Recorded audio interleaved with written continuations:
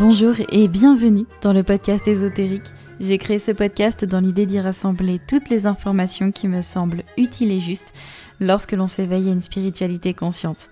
J'espère que cet épisode vous plaira, car aujourd'hui, c'est le premier anniversaire du podcast ésotérique. Oui, déjà 1 an. Vous rendez-vous compte? Merci infiniment, puisque le podcast ésotérique, en quelques chiffres, c'est 55 000 écoutes depuis sa première mise en ligne.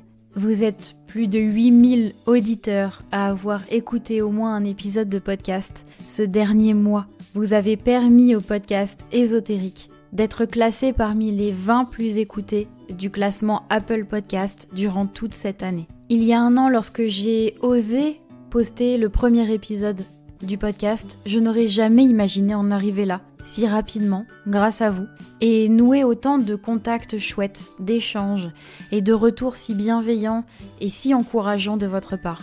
Merci infiniment, vraiment.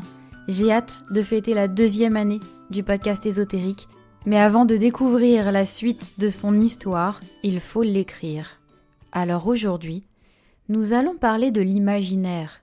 La clé d'un avenir meilleur se situe-t-elle dans le développement de l'imaginaire collectif et individuel?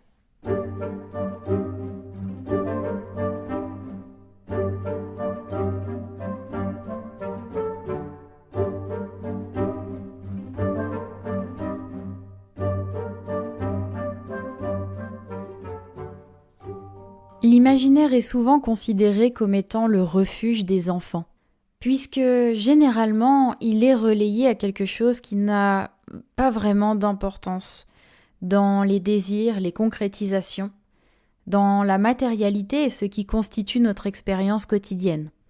Mon expérience personnelle m'a démontré que plus l'imaginaire est mis en valeur, plus une personne se sent libre, heureuse, épanouie et maîtresse de sa propre existence. Alors finalement, pourquoi d'une certaine manière on relaie au second plan un outil inné présent en chaque personne et qui a autant d'importance pour la construction d'un individu? Je ne peux prétendre avoir une quelconque expertise psychologique, sociologique. Cependant, j'accompagne des centaines de personnes chaque année depuis maintenant 8 ans. J'ai eu l'occasion de vous découvrir, que ce soit par vos paroles ou par l'aspect beaucoup plus intuitif qui m'a été transmis lors des canalisations. Aussi, je me rends compte de ce qui est peut-être parfois en carence et qui servirait pourtant l'épanouissement personnel.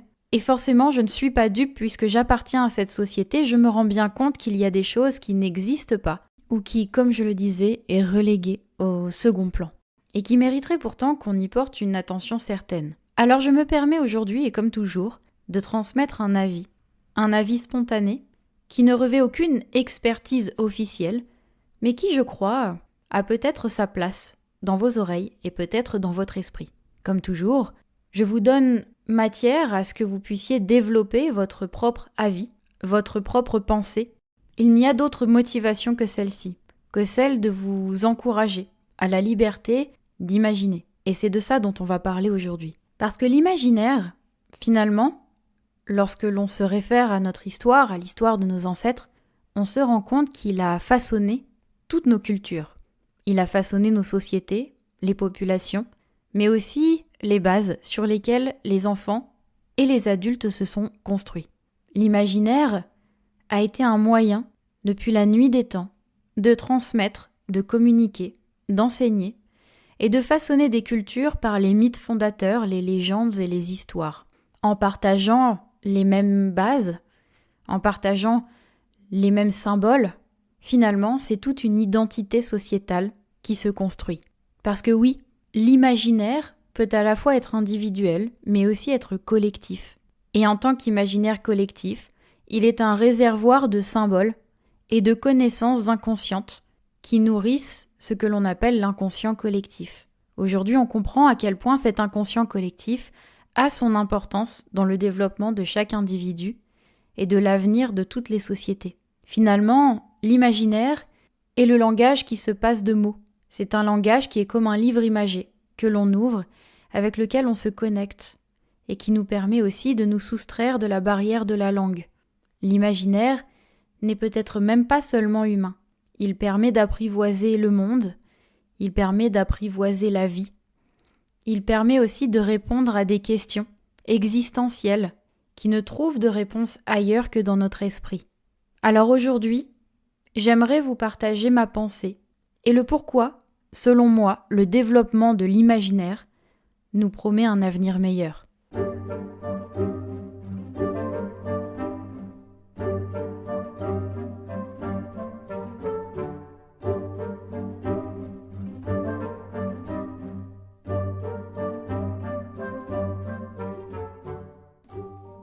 Parce que finalement, le premier rôle de l'imaginaire, c'est de nous permettre de développer nos propres valeurs. C'est comme une sorte de sas qui nous permet de recueillir de l'information, de l'expérience, et de transformer tout ça en un potentiel de créativité. Finalement, c'est comme de prendre plusieurs couleurs sur son nuancier et de faire des mélanges de couleurs pour pouvoir en définir de nouvelles formes. Finalement, l'imaginaire, c'est un mécanisme qui nous permet de recueillir de la matière première pour la façonner à notre manière. Mais pour la façonner à notre manière, il faut être conscient que l'intention et l'esprit doivent être actifs et impliqués dans ce processus.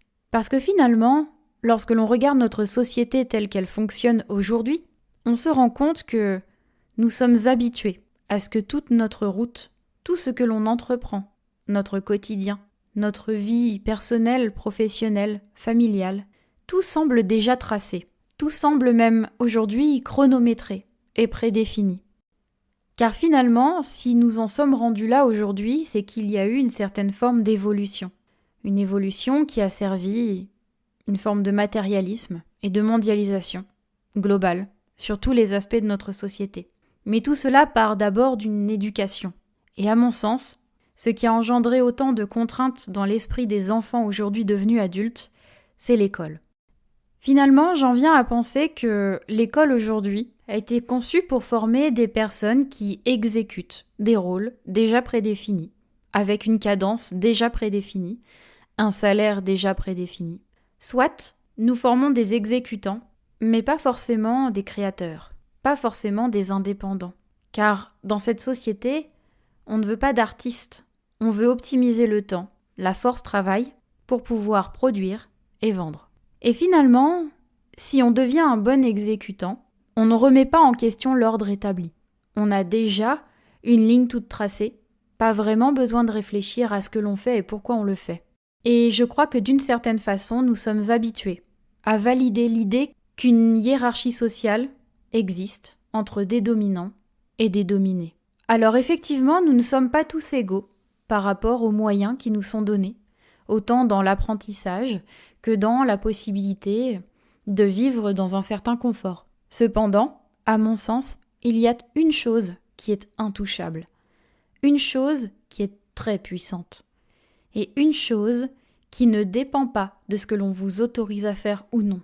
Un espace de liberté entier dans lequel vous pouvez créer tout ce que vous souhaitez, réfléchir à tout ce que vous souhaitez. Vous pouvez façonner votre avenir, faire des plans d'action, des plans de réflexion, ou même simplement visiter des lieux incroyables. C'est un espace dans lequel vous pouvez appuyer sur pause pour que le temps défile moins vite, dans lequel vous n'avez aucune responsabilité, et surtout, la liberté de faire tout ce que vous voulez. Et cet espace, cet outil, c'est l'imaginaire. Parce que oui, l'imaginaire est intouchable. Personne ne pourra venir dans cet espace de votre esprit vous dire que ceci n'est pas adapté, que ceci est infaisable, ou encore que peut-être qu'il faudrait faire comme ci, ou que ce n'est pas normal de faire comme ça. Dans cet espace, vous pouvez envisager tout ce que vous souhaitez, que ce soit dans une volonté de le réaliser ou non. Finalement, l'imaginaire, c'est cet espace dans notre esprit qui nous permet de réaliser des rêves, des idées, utopiques ou non. D'ailleurs, dans cet espace, rien n'est utopique ou non. Tout est réalisable.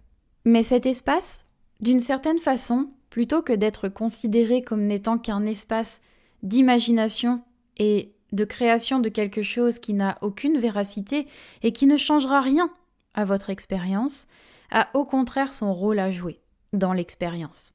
Parce que l'imaginaire, de mon point de vue de médium, et pour l'avoir exploré maintes et maintes fois, s'est montré à moi comme étant le potentiel de connexion entre l'information astrale et le corps, entre l'information subtile et la matière. L'imaginaire, il se nourrit à la fois de vos expériences et de ce que vous avez déjà vécu, mais aussi de choses issues d'un ailleurs. Votre intuition, généralement, débute par une impulsion de l'imaginaire. L'imaginaire est comme le pied à l'étrier. Vous montez sur l'imaginaire pour atteindre l'étagère de la connexion intuitive. Aussi, ne pas accorder de temps à cet aspect de notre esprit, à cette faculté naturelle, c'est comme de rester dans la forme, dans ce qui est déjà conçu ou préconçu. Lorsque vous accordez de la place à votre imaginaire dans tous les aspects de votre vie, vous projetez et vous créez, dans l'objectif qui n'est pas des moindres, de nourrir le fond pour changer la forme.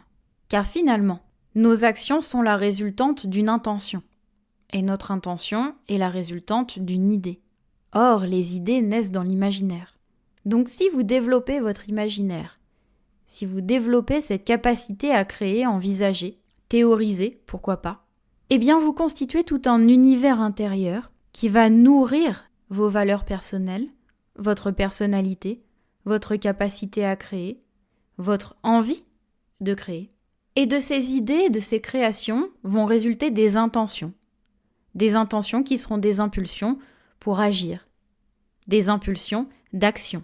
Est-ce que vous entendez à quel point nourrir l'imaginaire a son importance dans la quête de liberté et dans la capacité que nous avons de transformer à la fois notre vie, mais aussi notre société. Car comme je le disais, je fais partie de cette société. Donc moi aussi, je constate ce qu'il s'y passe. Je serais bien malhonnête de vous dire que je suis en accord avec le monde dans lequel nous vivons. Ou plutôt, la manière dont l'humanité se propose dans notre société et dans notre pays notamment. Le fait est qu'on se sent souvent impuissant face à un collectif dissonant vis-à-vis de notre besoin. Pourtant, on vient d'en parler ensemble, il existe un fort potentiel de transformation de la société en chaque individu. Le fait est que notre éducation, donc, et ce que l'on nous propose au quotidien en termes professionnels et personnels, n'encourage pas à la liberté de penser, n'encourage pas à la liberté de créer, et surtout de façonner une vie qui soit plus adaptée à nos valeurs profondes. Mais surtout, je ne crois pas fondamentalement que nous soyons poussés à faire naître, à créer des valeurs profondes. Parce que finalement, un être qui développe son imaginaire, c'est un être qui potentiellement aura la volonté de transformer les normes sociales. Peut-être que c'est un individu qui remettra en question la justice, la justesse des choses. Parce que finalement, un être qui développe sa créativité intérieure, sa liberté intérieure, c'est un être qui se sentira suffisamment connecté à lui-même et connecté au monde pour oser rêver, pour oser espérer. Et donc, il créera quelque chose qui soit dans le sens, individuellement d'abord, de l'accomplissement et de l'épanouissement. C'est donc un être qui potentiellement va d'abord s'orienter, peut-être, dans la réalisation de ses désirs personnels, mais comme il se sentira capable de le faire, et qu'il aura déjà au moins l'espoir de pouvoir l'envisager et de pouvoir changer la forme en nourrissant le fond, c'est une personne qui n'aura aucune envie de couper cet élan chez l'autre, mais plutôt de l'encourager. Parce que si, à moi tout seul ou toute seule, je me sens capable de créer et de transformer les lignes de ma route et du temps, d'envisager un avenir dans lequel j'ai eu le choix de tracer certaines lignes, eh bien, je ne me retrouve plus dans un carcan émotionnel paroxystique où la colère, la peur et toutes sortes d'émotions involutives pour soi et pour l'autre deviennent les maîtresses de mes interactions avec l'autre. Je crois que les interactions nourries de colère et de peur viennent d'une nourriture intellectuelle et de l'esprit qui encourage à ces émotions-là et à l'incapacité de se rendre compte que nous sommes nourris quotidiennement d'informations qui nous poussent non seulement à la contrariété, à un chemin normatif qui prive de tout potentiel imaginatif, mais aussi poussent finalement à se sentir en concurrence avec l'autre. Parce que si on vous dit que les ressources de tout type sont limitées, ne serait-ce qu'en termes de capacité à créer et à changer les choses, eh bien on se retrouve à devoir partager, avoir le sentiment que nous devons partager ce peu de ressources entre trop de personnes. L'imaginaire est infini, et ses possibilités le sont aussi. Et il permet une multitude de choses. Parce qu'imaginer, utiliser cet espace, entre guillemets, qui nous est accessible à tous et à toutes, et qui en plus nourrissent, encore une fois, l'imaginaire collectif, c'est se permettre d'affiner ses idées. C'est se permettre de commencer, recommencer, effacer, recommencer encore. Cela permet de préciser ses intentions. Finalement, de tester une multitude de choses jusqu'à se sentir pleinement en accord. Et au-delà de se sentir pleinement en accord, c'est aussi la possibilité de savoir avec quoi nous sommes d'accord et à partir de quel moment nous avons dépassé nos propres limites.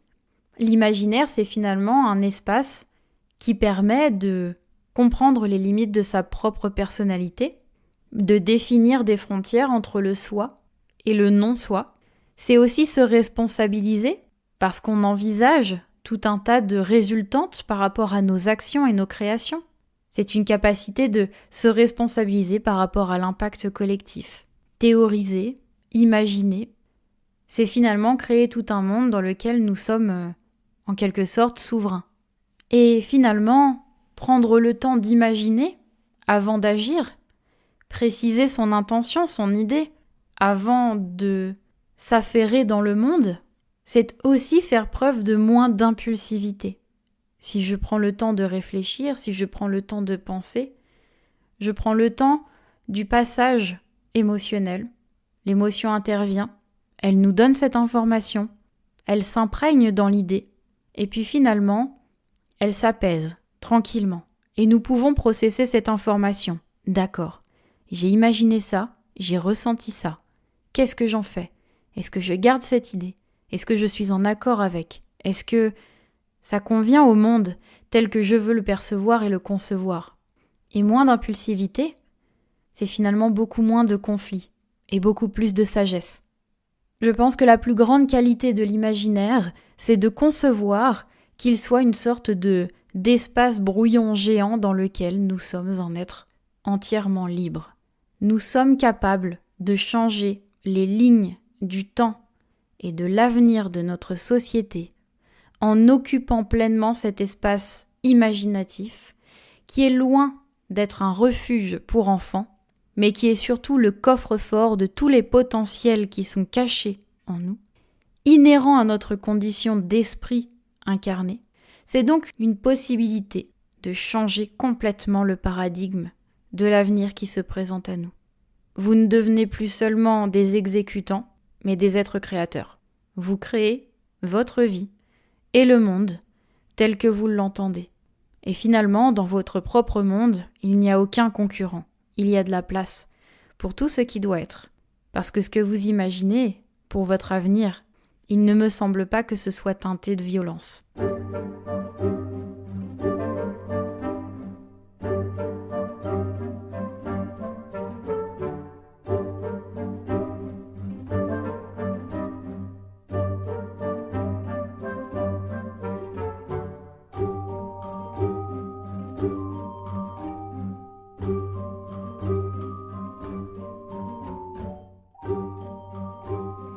Mais alors, lorsque l'on n'est pas forcément habitué à prendre ce temps, lorsque l'on n'est pas habitué à développer l'imaginaire, eh bien comment faire ? Comment faire pour s'habituer à cet espace-là et surtout y trouver du sens ?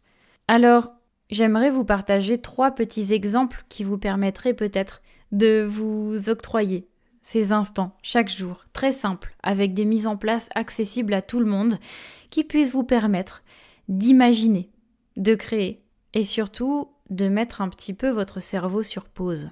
Parce qu'imaginer, ce n'est pas seulement faire mouliner son mental, c'est accueillir l'information et lui donner une forme. Et c'est beaucoup moins rapide que des pensées répétitives.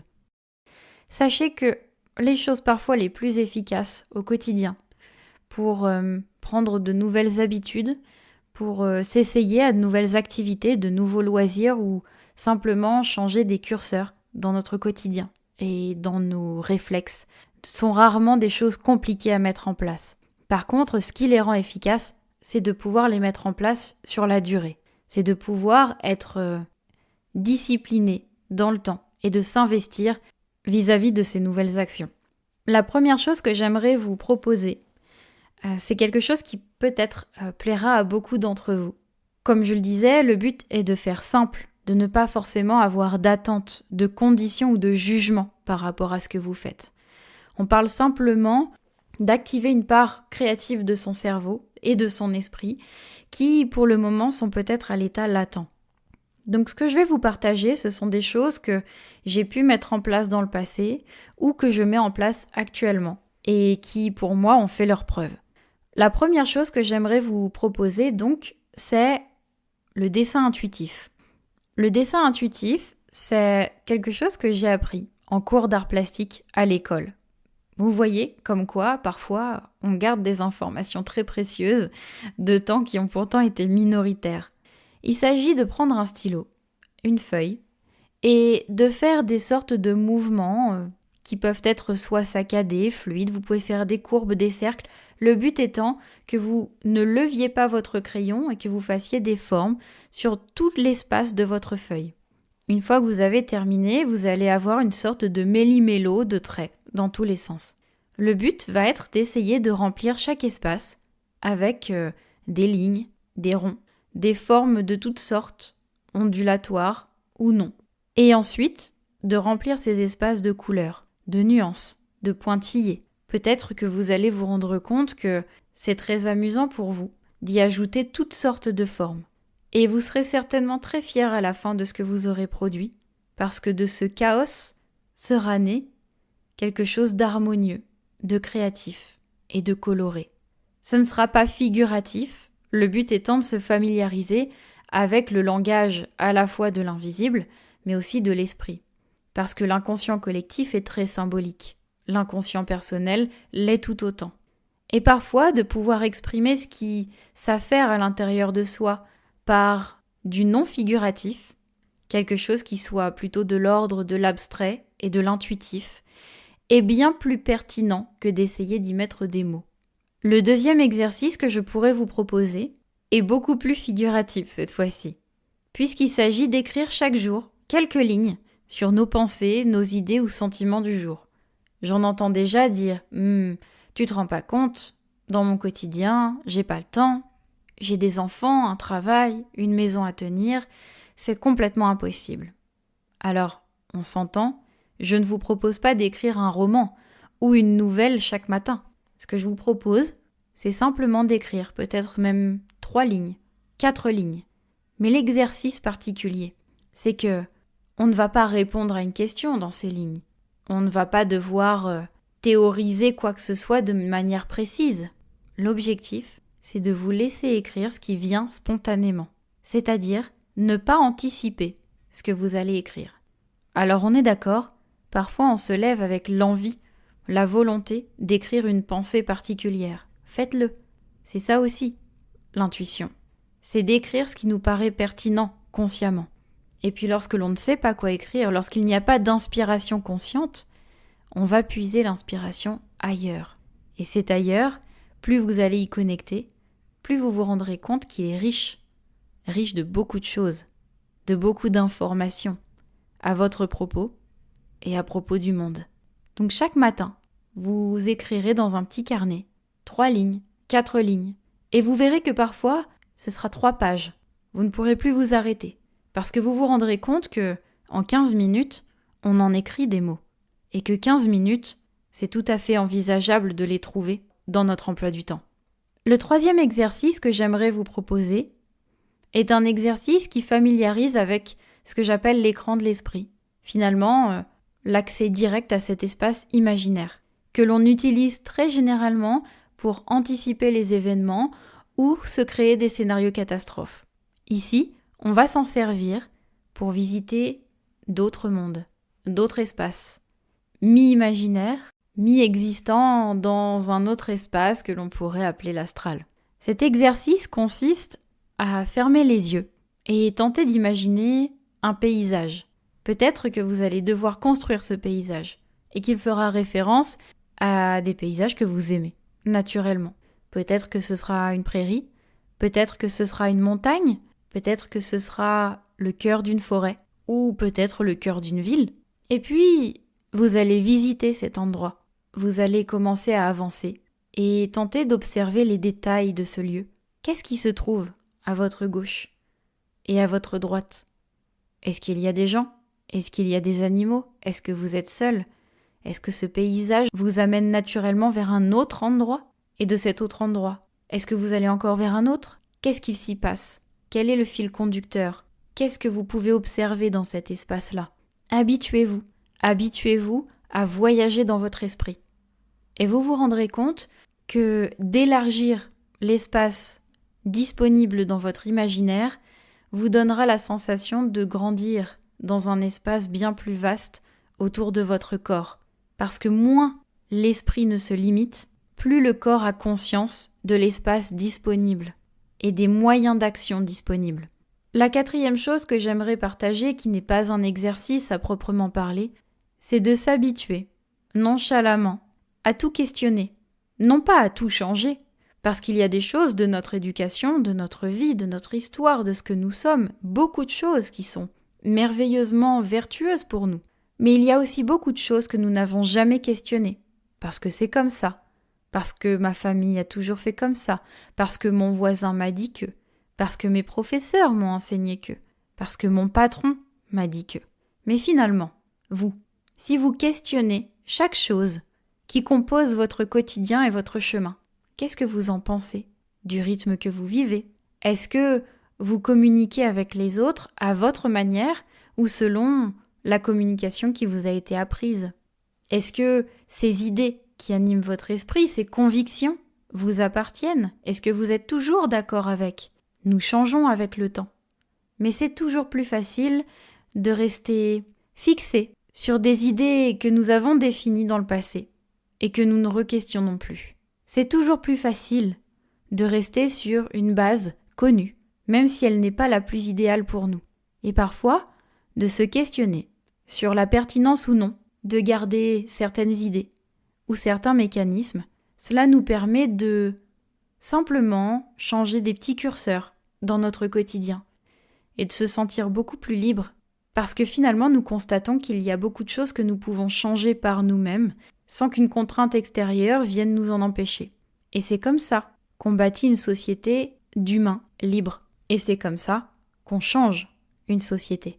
Et c'est comme ça aussi qu'on transmet aux enfants des valeurs de liberté beaucoup plus profondes qui, quand elles sont comprises très tôt, sont vivantes et peuvent grandir beaucoup plus longtemps dans le cœur des humains. Voilà, pour fêter la première année du podcast ésotérique, j'avais envie de parler d'imaginaire et de liberté. Je serais très heureuse de recueillir vos retours, vos avis, vos impressions sur mon compte Instagram, Nouvelle Vibration. Sachez que c'est sur ce réseau social que je suis la plus active. C'est sur ce réseau social que je vous avertis des sorties des nouvelles formations et des choses à venir. C'est aussi sur ce réseau que quotidiennement je vous partage des petites informations sur l'actualité, qu'elle soit sociétale ou subtile. Je vous remercie encore 1000 fois pour votre présence. Merci infiniment d'avoir fait de ce projet un projet si chouette. Je vous dis à tout bientôt dans un prochain épisode. Et d'ici là, j'espère que vous aurez découvert ou redécouvert ce fabuleux potentiel que vous avez tous et toutes, sans exception, sans distinction sociale, professionnelle, personnelle, de richesse ou de quoi que ce soit en vous. Nous sommes tous égaux dans notre capacité à nourrir notre imaginaire. À tout bientôt.